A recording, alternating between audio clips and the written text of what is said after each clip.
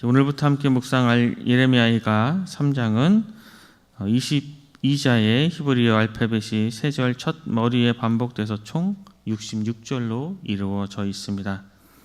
이전과 같은 형식이라고 해도 그 형식이 3배에 이른 만큼 아주 긴 분량입니다. 이것을 볼 때 예레미야의 이 3장이 이 예레미야의 문학적, 신학적 중심이고 또 저자가 강조하는 바가 바로 3장에 있음을 우리는 알 수 있습니다. 1장과 2장이 비참한 현실을 제시하는데 모든 지면을 할애했다면 이제 3장은 이제 중반부를 지나면서 지금의 고난의 원인을 해석하고 타개하기 위한 몸부림의 말씀들이 시작됩니다.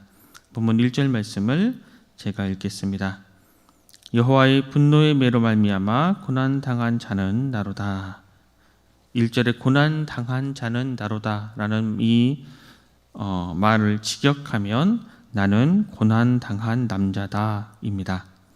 지금까지 보면 1장과 2장은 이제 여성 시인 화자 그리고 이인화된 시온의 음성으로 이제 말씀을 했습니다. 그런데 이제 3장은 고난당한 남자의 1인칭 연설로 시작되고 이것은 마지막까지 계속 이어집니다. 고난당한 남자는 시온과 유대인들의 또 다른 의인화입니다. 나라가 멸망한 이 상흔은 남녀의 예외가 있을 수 없습니다. 예레미야는 이 3장에서 남자를 화자로 등장시키면서 하나님의 백성이 남성과 여성의 이미지를 모두 담고자 했습니다. 이 남자에 해당하는 히브리어 단어 게베르는 전형적인 남자 그리고 힘센 남자를 의미합니다. 그런데 이렇게 힘센 남자가 고난당한 이유가 무엇입니까? 바로 여호와의 분노 때문입니다. 분노의 매라는 이 표현에서 화자가 하나님의 징벌의 대상이 되었다는 것을 알 수 있습니다. 보통 이 매라는 것은 잠언에서 보면 자식이 생명으로 가는 곧은 길을 걷게 하는 도구로 표현됩니다. 그런데 하나님은 이곳에서 매를 사용해서 남자로 표현되는 이 하나님의 백성들을 2절의 표현대로 어둠 안에서 걷게 하시고 빛 안에서 걸어가지 못하게 하십니다. 하나님의 절대적인 능력을 상징하는 이 손, 하나님의 이 손은 이전에는 이스라엘을 이끄시고 보호하시는데 사용되었는데 지금은 종일토록 나를 치시는데 사용되고 있습니다. 이 벌은 한 번에 끝나는 벌이 아니라 지속적이고 계속해서 이어지는 벌입니다. 이어서 4절에서 6절은 이제 하나님께서 구체적으로 어떻게 치셨는지 말씀하고 있습니다. 4절에서 6절 말씀에 보면 나의 살과 가죽을 쇠하게 하시며 나의 뼈들을 꺾으셨고 고통과 수고를 쌓아 나를 애우셨으며 나를 어둠 속에서 살게 하시기를 죽은 지 오랜 자 같게 하셨도다 말씀하고 있습니다.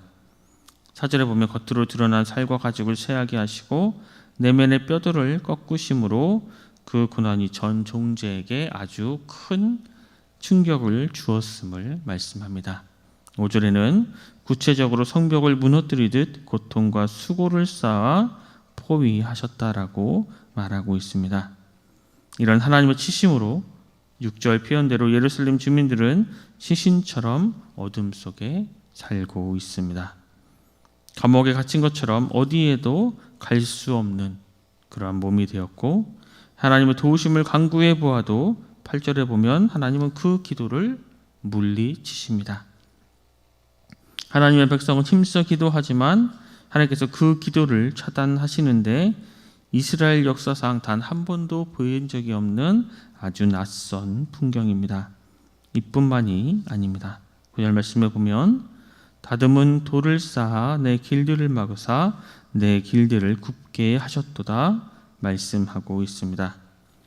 9절에서 시인은 하나님께서 유다 백성의 이동을 제한하고 동시에 가고자 하는 길들을 굽게 만드셨다고 말씀합니다. 여기에서 사용된 길이라는 이 표현은 히브리어 네티브로 아주 잠언에 자주 등장하는 단어입니다. 잠언에서 곧은 길은 생명으로 이어지고 굽은 길은 사망으로 이어집니다. 시인이 지금 굽은 길로 가야 한다라고 말씀하는 이것은 지금까지 계속된 장애물로 말미암는 결과라고 할 수 있습니다. 고통은 계속 이어집니다. 10절 말씀에 보면 시인은 하나님을 곰과 사자에 비유하고 또 11절에 자신이 걷고자 하는 길을 치우치게 만들고 몸을 찢는 존재로 비유하고 있습니다. 또 12절에 자신을 광역 삼아 화살을 쏘는 존재에 비유합니다. 그만큼 고통이 계속 이어지고 있습니다. 그리고 13절 말씀에 보면 화살통이 화살들로 내 허리를 맞추셨도다 말씀하고 있습니다. 실제로 하나님께서 화살을 쏘는데 맞는 곳이 허리라고 말씀합니다. 허리라고 번역된 히브리어 킬냐는 엄밀하게 번역하면 신장입니다.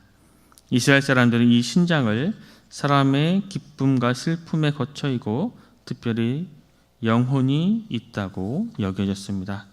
그래서 영어 성경을 보면 이 킬냐를 마음으로 번역했습니다. 단순히 허리가 아니라 모든 생각과 감정을 주관하는 영혼의 핵심을 하나님께서 화살로 쏘셨다라고 한탄하는 것입니다.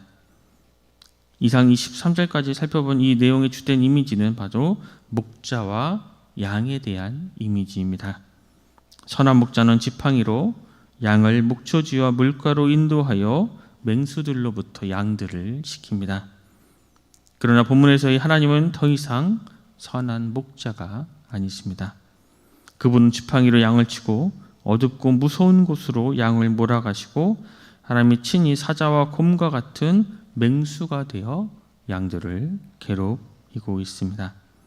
우리가 아주 잘 아는 시편 23편의 말씀과는 전혀 반대되는 상황이자 문제적 상황입니다. 왜 하나님과 하나님의 백성 사이의 관계가 이렇게 되었습니까?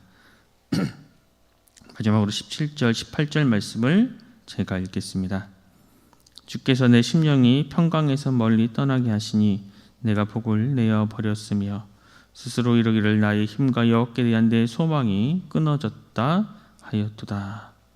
시인은 이렇게 끔찍한 고통, 이러한 아주 끔찍한 결과가 바로 하나님을 떠났기 때문에 이렇게 일어났다라고 깨닫게 됩니다. 하나님이 참된 평강이시고 참된 복이심을 이제서야 깨닫습니다.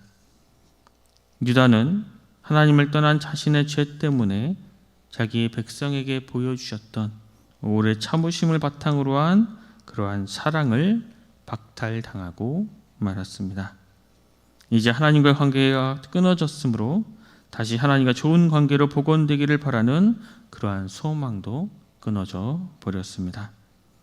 그러나 이 대목에서 우리는 유의미한 사실들이 있습니다. 왜 하나님께서 자신을 이토록 괴롭게 하시는지를 몰랐는데 이 고통을 직면하다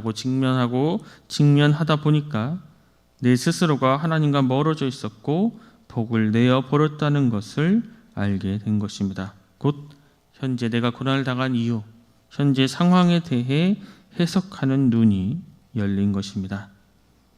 아주 뼈가 아프지만 현 상황에 대한 바른 진단은 이후에 하나님께 다시금 소망을 두고 다시금 하나님과 친밀한 관계를 맺을 수 있는 밑거름이 됩니다. 우리가 살아가면서 때로는 감당할 수 없는 큰 고통에 빠질 때가 있습니다.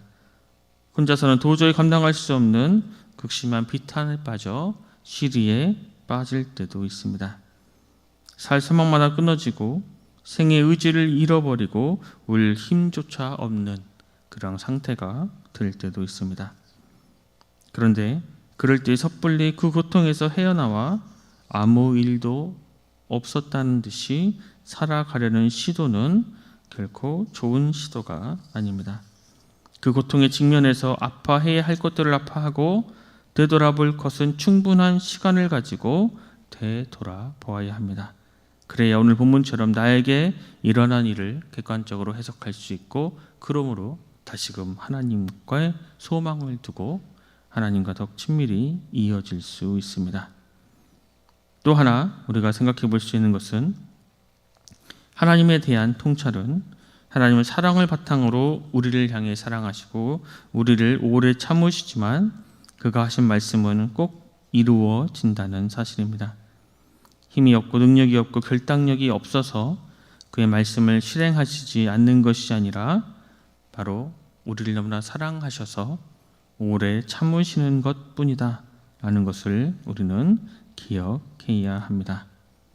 우리가 열매 맺기까지, 우리가 돌아올 때까지 늘 참고 기다리시는 선한 포도원 주인이신 우리 하나님의 그러한 마음을 밝히 헤아려 그러한 마음으로 우리 또 이 세상을 살아가며 또 주님을 사랑함으로 또 주님을 믿음으로 많은 열매를 맺는 삶을 살아가는 우리 모두가 될 수 있기를 간절히 소망합니다. 기도하겠습니다. 하나님, 오늘도 우리에게 새로운 한 날을 주시고 주님 말씀을 듣고 묵상하며 하루를 시작하게 하시니 감사합니다. 주님, 하나님의 징벌을 받은 사람의 부르짖음과 고통의 신음소리를 듣습니다. 그의 처참한 형편을 오늘 우리의 눈으로 직면합니다. 동시에 그가 하나님 없이 살아왔던 그 삶을 바라보며 그것을 통해서도 오히려 오래 참으시는 하나님의 인자하심도 바라봅니다. 하나님을 주인으로 내 영혼의 목자로 모시고 겸손히 살아갈 때에야 내 삶에 부족함이 없다는 것을 우리가 깨닫게 하여 주시옵소서.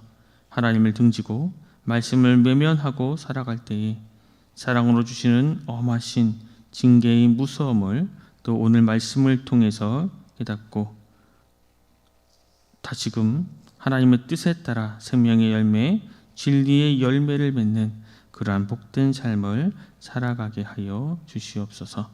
그렇게 복된 삶을 살아갈 때에 우리의 삶을 통해서 또 세상의 많은 이들도 하나님의 살아계심을 또 바라보게 하시고 그를 통해 또 주님께로 돌아오는 놀라운 역사를 주님 우리를 통해 이루어 가 주시옵소서. 모두가 감사드리며 귀하신 예수 그리스도 이름으로 간절히 기도드립니다. 아멘.